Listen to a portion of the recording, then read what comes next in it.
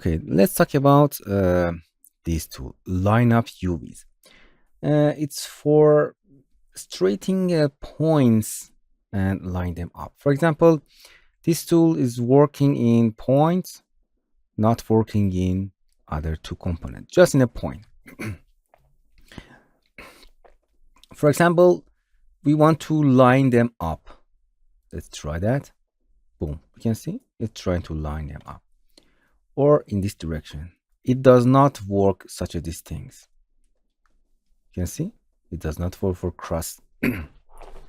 The tools have to identify first and the end of your selection. Nice. And then line it up.